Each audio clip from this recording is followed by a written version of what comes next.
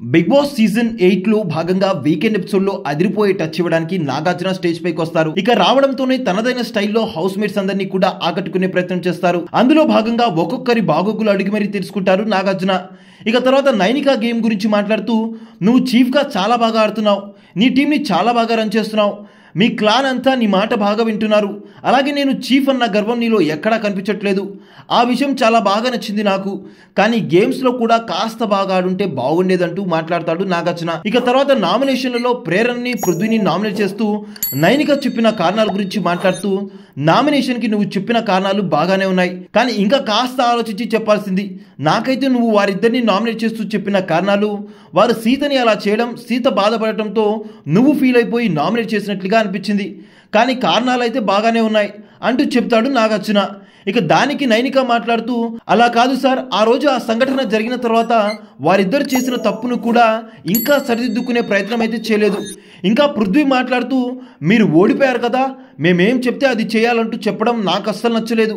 ఇక ప్రేరణ అయితే నవీన్ చెప్పాడని అలా చేయడం అస్సలు కరెక్ట్ కాదు, అందుకే నేను ఆ కారణాలతో వారిని నామినేట్ చేశానంటూ చెప్తుంది.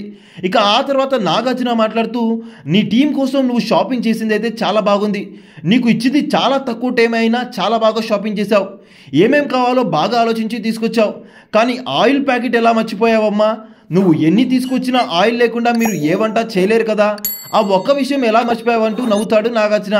నేనేం చేశానో అర్థం కాలేదు సార్, తెచ్చాను కానీ ఒకటే తీసుకురావడంతో కాస్త ఇబ్బంది పడింది మా టీం అంటూ చెప్పింది నైనిక.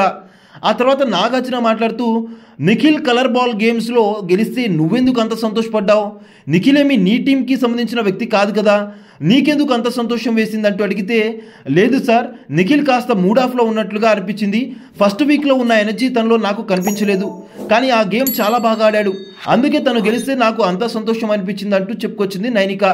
ఇక ఆ తర్వాత నాగార్జున మాట్లాడుతూ, నువ్వు ఇంగ్లీష్ బాగానే మాట్లాడతావు కదా, స్పెల్లింగ్ రాయమంటే ఎందుకు బండబూతులు రాశావు, నీకు స్పెల్లింగ్స్ రావా అంటూ నవ్వుతాడు. లేదు సార్, ఆ టెన్షన్లో ఏదో మిస్టేక్గా రాశానంటూ నవ్వుకుంటూ సమాధానం చెప్తుంది నైనిక. ఆ టాస్క్ కూడా బాగా ఆడావంటూ, ఇంకా నీ గేమ్లో ఇంప్రూవ్మెంట్ కనిపించాలి, బాగా ఆడవంటూ చెప్తాడు నాగార్జున. మొత్తంగా ఈ వీక్ నైనిక గేమ్ మీకు ఎలా అనిపించిందో కామెంట్ రూపంలో అయితే తెలియచేయండి.